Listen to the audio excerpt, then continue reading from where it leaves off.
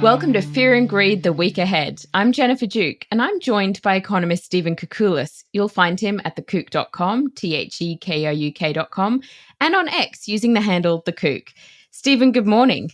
And a very good morning to you, Jen. Lovely to see you. Thank you very much.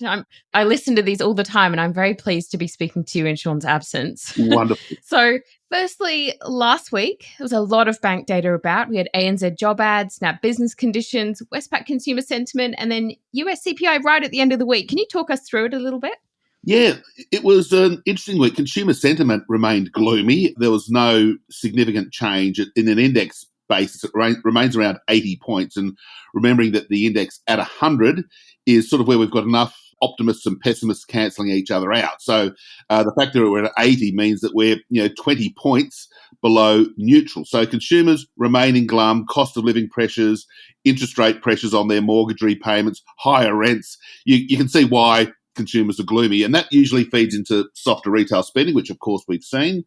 Business conditions, they were quite resilient. And in fact, it wasn't necessarily the business conditions, business confidence type numbers. It was some of the subsets of the data that were interesting. Prices paid, some of the labour costs results from the survey were ticking back up.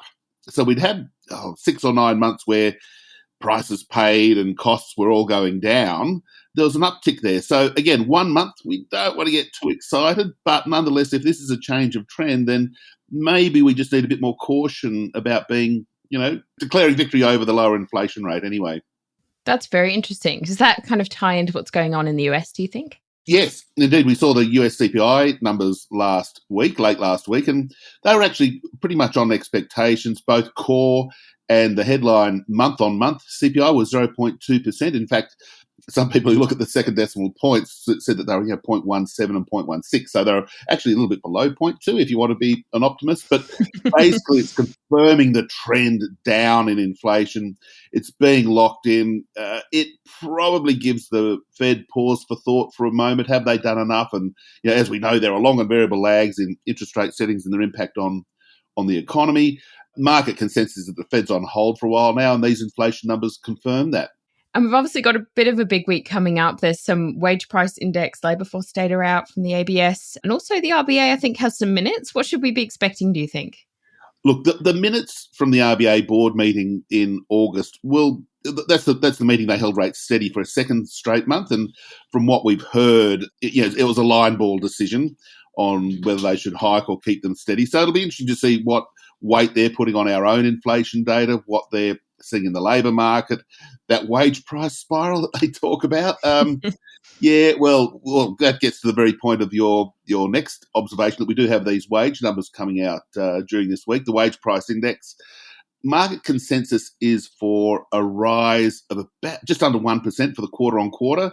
The annual figure approaches 4%, just a little bit below actually. So any upside to those wage numbers will be greeted with a bit of concern from the RBA, I'm sure. But I suppose if there's any downside, then I suppose we can kiss the wage price spiral argument goodbye, I think, because we've had a very tight labour market for the last year or two, and which brings us to on Thursday we get the labour force numbers.